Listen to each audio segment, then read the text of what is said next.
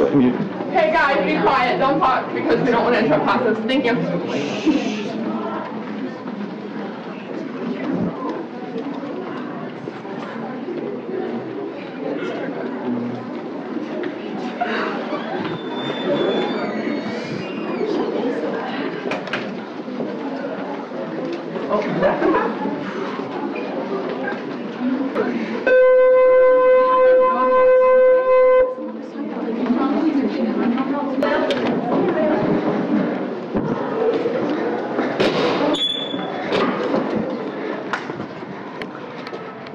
Okay, do we want to go through the woods? Let's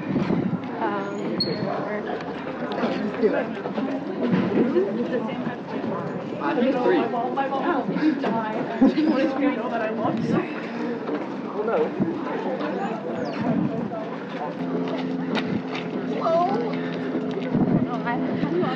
Also, I painted this way too low. It's like on my under boob.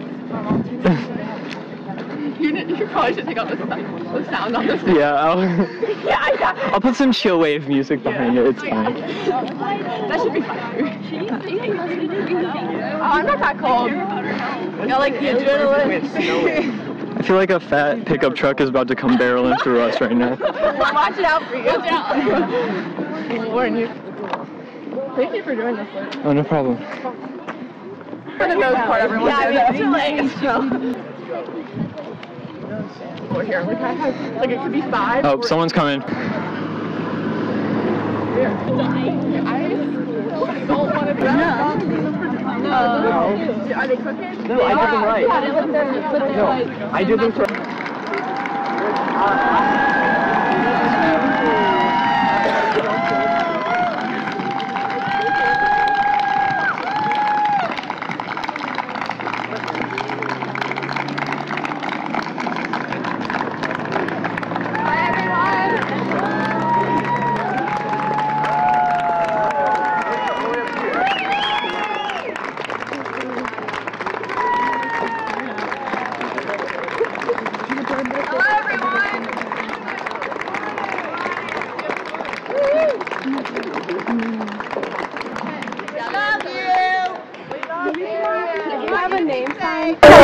We're so proud to have such a great group of people and huge support of Polk County for this.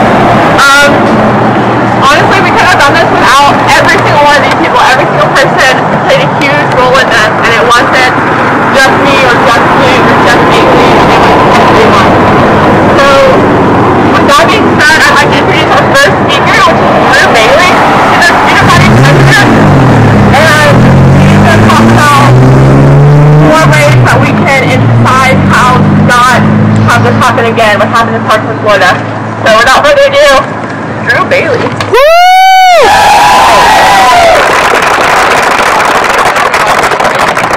Okay, I'm Drew Bailey, I'm student body president here at the high school. Gun control is a non-partisan issue. The events that transpired at Marjorie Stoneman Douglas High School have opened up the floor for a debate that should have happened over 20 years ago with Columbine. But this is not a rally for an anti-Second Amendment America. This is a humanitarian issue.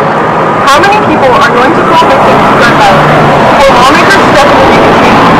This is not an infringement on American rights to enact proper screening for those who wish to purchase guns. This is not a violation of the Second Amendment to abolish the gun show loophole. American lawmakers need to recognize that a semi-automatic firearm with a bump stock modification is not a tool for self-defense, it's a legal machine gun. Today is about raising awareness for the mental health issues that are happening on American soil. This is about the Federal Bureau of Investigation disregarding threats by the Florida gunman. This is going to take more. What is it going to take for lawmakers to recognize that gun violence is not a dinner conversation, it is a public service announcement? Nothing is going to change unless we make a change. We need change for Alyssa Al-Haddad. We need change for Martin Duque and Rihanna. We need change for Nicholas Morad. We need change for Jamie Gutenberg. We need change for Ruth Porter. We need change for Joe Lawson. We need change for Gina Montalto. We need change for Joaquin Oliver. We need change for Elena Petty. We need change for Meadow Pollock. We need change for Helena Ramsey. We need change for Alexander Schachter. We need change for Carmen Chentrup. We need change for Peter Wong. We need change for Christopher Hickston. We need change for Aaron Feist. We need change for Scott Bible. We need change for the parents who sent their children to school last Wednesday and are still waiting for them to come home. We need change for the 438 victims of mass shootings since 2012. This is not the time to be dividing our country between Democrats and Republicans. This is the time for unity. This is the time for resistance and reform. Enough is enough.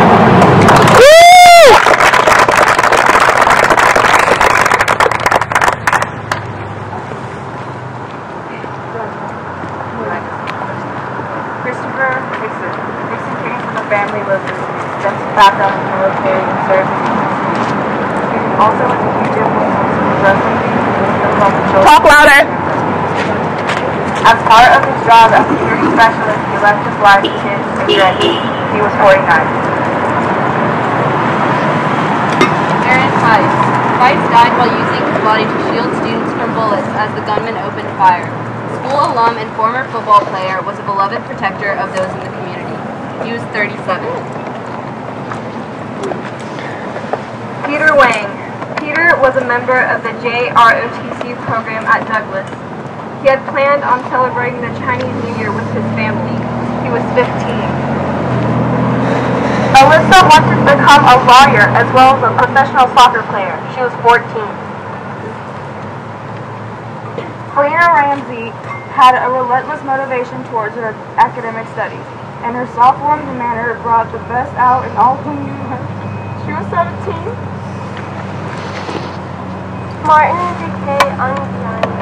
People called him Junior. He was very sweet, very polite, and outgoing, a friend to everyone. He was 14. Joaquin was a hip-hop and sports lover. He became a naturalized American citizen. And he ran away without a citizenship because his name was hard to pronounce. He often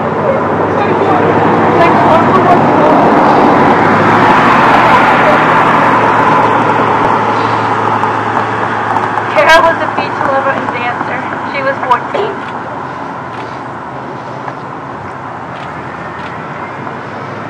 Elena was extremely devoted to her local community. She was a vibrant and determined young woman loved by all who knew her. Elena loved to serve. She was 14.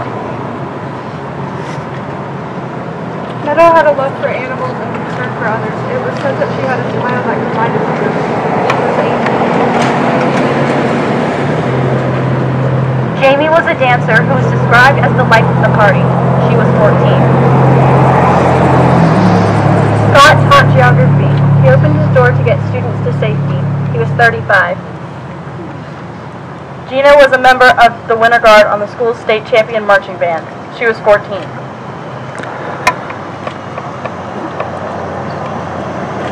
Luke loved basketball and was described as a happy-go-lucky kid who was 15 years old.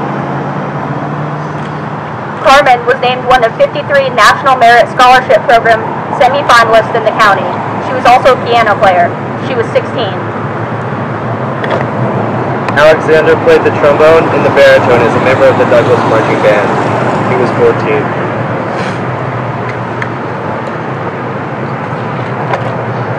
Nicholas was an extremely successful swimmer who had committed to the University of Indianapolis. His dream was to compete in the 2020 Olympics in Tokyo. He was a natural leader, a captain of the swim team, and a role model to many. One of these was his younger brother, Alexander. He was grazed in the back of the head by a bullet. He survived, but now he is faced with a life without a brother. That's about the age of almost every single one of you here, 17. Imagine the things you want to do in your life, the moments yet to happen, the opportunities and experiences waiting for you just down the road. Nicholas obviously had these dreams as well, but while we are here today, still able to strive for these goals, his chance was stolen away from him. There are so many ifs for Nicholas. If he'd gotten out in time, if he'd made it to the Olympics, if his classmate hadn't ended his life. We are here to make a change in this world, in this country more specifically. The time is now to talk about gun control. The time is now to rally and fight for our safety and the safety of our friends and siblings. It's necessary to protest, to make our voices about the safety of all people heard. It's time for everyone, united by the concern for the future, this country's future, to stand taller than they ever have before in order to prove that they will not give up. That's us. You, me, everyone here protesting with fear and anger in their hearts. We will not be silenced.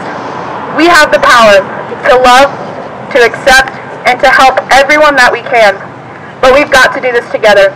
Let our cries for change be acted upon, to improve the world we live in, and to remember each person that has lost their lives in a place that is supposed to make us feel safe. To remember 17-year-old Nicholas Dwyer.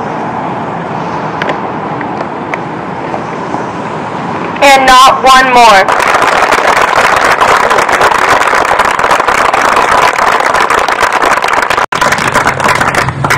And now we have Luke Collins, Student Body Treasurer and Secretary, President of the Polk County Photography, Poetry, and Key Clubs, as well as Executive Vice President of Polk County Association of Teen Democrats.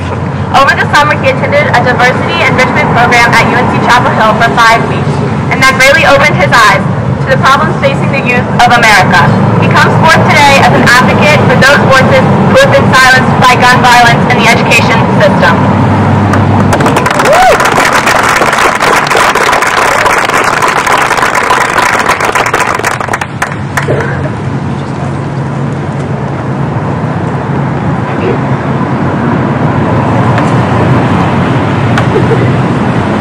Earlier this academic year, we witnessed 4 of our student organizations being booed at our annual club assembly. This included the Pride Club, Green Team, Culture Club, and the Polk County Teen Democrats, of which I am Executive Vice President.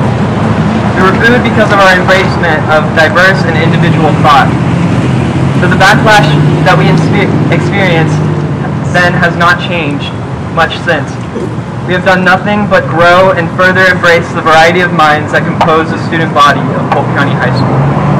The mannerism that was apparent throughout the duration of that assembly is sadly representative of our country as a whole and its administration, as well as our current political climate, shutting out and putting down those who embrace diversity and individuality. We are sick, we are tired, and we are calling for change. The administration of our unprotected and oppressive educational systems will not hold us down. No child deserves to have an impending fear of being judged or in turn death looming over their heads as they sit in a classroom. For many, the classroom is the only safe space they have access to. We are calling for more solidified and definitive mental health services in our schools. Blaming the mentally upset only creates more division between us and them, but finding the source of the problem and eliminating what disturbs them without the use of prescription drugs only serves to aid them and us thereafter. Mental illness is never an excuse to do what Nicholas Cruz did last week, but his actions were preventable. This is a pivotal time in our lives where we are ridden with mental upset. There is nowhere for us to go in this school to feel safe to convey our opinions. There's nowhere for us to express feelings without being met with copious amounts of backlash and belittlement from some of our peers if our ideals just slightly deviate from the norm. Nowhere.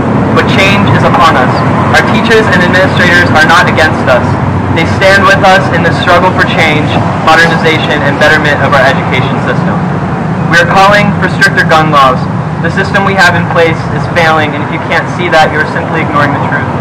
No mentally ill 19-year-old should ever be able to purchase a semi-automatic firearm regardless of their intent. Amen. We do not stand here to divide. We stand here to unite. Though our opinions are enigmatic and hold value, they hold value and will lead to the change that we wish to see in this country and in this school. Recently, I was told by a select few of my peers that I was most likely a mistake, that I should never have been born just for thinking in the way that I do. I am not a mistake. This is not a mistake. We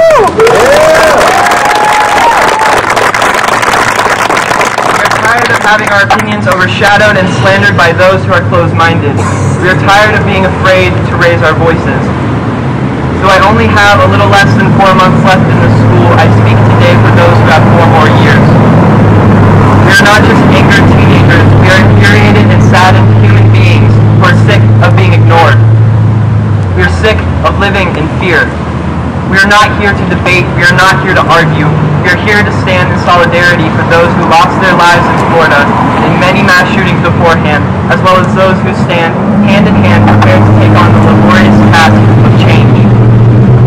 How many more children have to be slaughtered for our government to realize that change is necessary? How many more students need to succumb to the destructive thoughts that permeate in their minds before the government sees that as a problem? We have gone too long without speaking up. The culture that we have cultivated in a small society that we call home is obtrusive, limiting, and destructive. Understand that we stand united for everyone who has been silenced. From the boos that forced us into hiding just months ago to us taking stand here today, I can tell you that we are not going anywhere. Our voices matter, and they deserve to be heard. I would like to end with a quote, cliche, I know. It is a short line from a novel called Call Me By Your Name by Andre Aciman. It is as follows: is it better to speak or die? And I can tell you from up here that it is much better to speak. Thank you.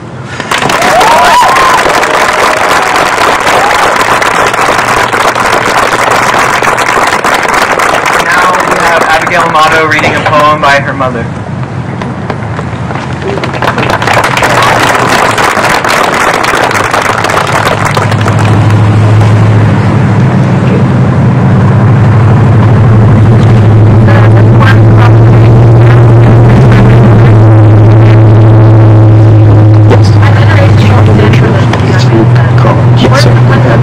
Abigail Amato, A-M-A-T-O.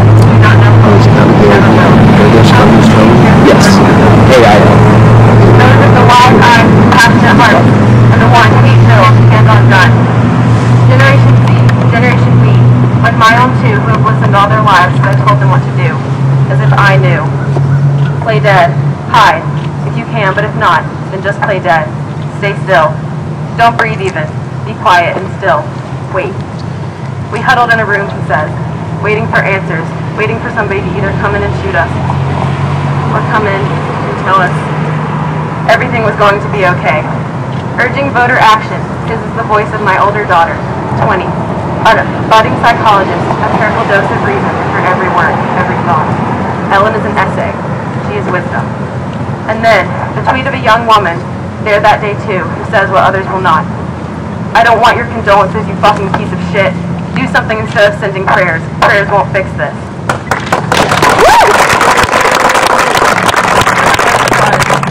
A high schooler too. Her voice as I read. As if she is spitting those words into the world itself, an unmeasured pouring of passion. Abby is a poem. She is wisdom. Perhaps we will pause the next time we are tempted to why, this generation we, to rail upon their self-absorption, their smartphone addictions, tech connections like a web in their lives, their casual attitudes to living as we have known it, house, car, job. Perhaps because they have to, Around 700, I'm not sure about the exact number. battlefield ever treated. Perhaps their reason, their passion, they have all.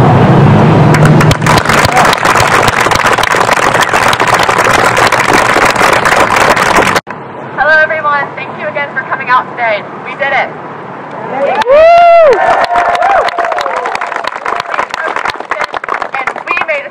And we did it in Polk County. Yeah! We didn't go to Asheville. We didn't go to Raleigh. Because if I'm going to die in a school, I'm going to die in this one. We're proud of you all. It's time to talk about this county and quit going to protest lines. I don't know how it happened. We're sorry. But what's next? How are we going to ensure that what happened in Florida does not happen again and that it does not happen here? We are going to elect people that care more about our lives than money from the NRA. Do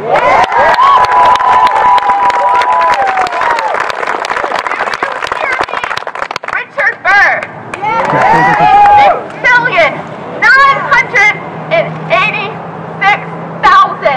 $6,680,620 that you took from the NRA will speak for itself even if you're not running for re-election.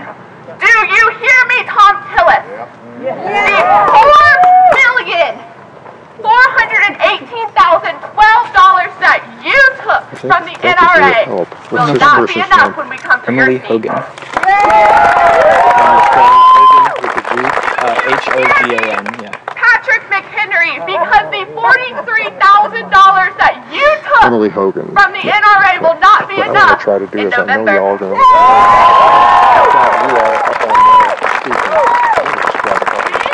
are going to register people to vote. We are going to fundraise. We are going to organize. We are going to take your seats. And then one day, we are going to run for office because I want to dream of running for office, not running from school shooters. Yes!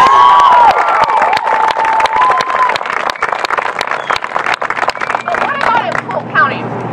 What about the fact that I can go up to doors in my school and yank them open because the locks don't work? What about the fact that our windows don't have locks on some of them because they're broken, and the fact that our doors are propped open for hours at a time with no one standing by? How about the fact that anybody can walk into our school and no one would know they were there until they did what they wanted to do? We need to protect Polk County. This is my home. This is where I will want to raise my children if I choose to have them. This is where I love. I am in Polk County High School some days more than I am at my home in my waking hours. The band room is my temple. My friends and my family, my teachers are my role models. They are all here. And we need to make sure that this does not happen in Polk County, because are you too naive to think it can't happen in Polk County? No. Because it can. It happened in Parkland. It happened all over the United States, and it's still happening because Congress will not act. So thank you for coming out today. Thank you for gathering. Thank you for voicing your opinions. But please, I'm begging you, for my safety, vote. For my safety, vote for what's right. Do not vote.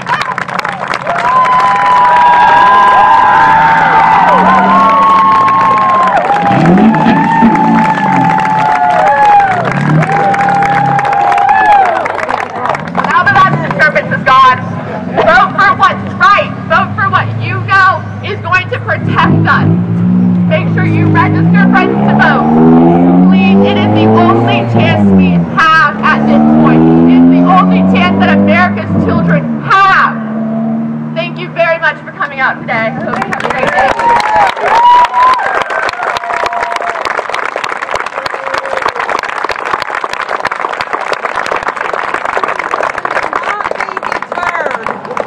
Not be deterred. There will always be negative.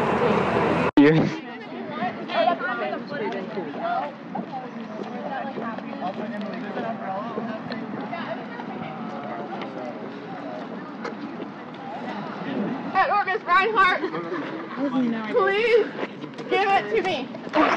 They completely disregarded the entire point of that. And that's because they children are dead. Because they decide Decide not to listen and instead form their own opinions off of false information completely. Like, why couldn't they boo us in school instead of doing what we stood for out? Exactly. Because they don't fucking understand. They don't get it. I don't know. Bro, I can feel your hands for that. You're so big. No, I'm a tall person. 8, 10, 11. Yeah,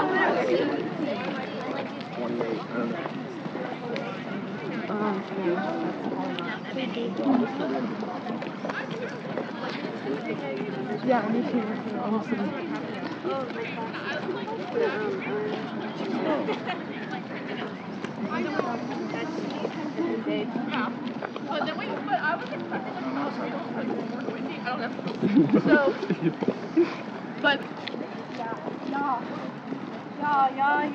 Plus old ladies giving out like encouragement while you're My hair's so large, what the fuck? Yo, this one like syrup.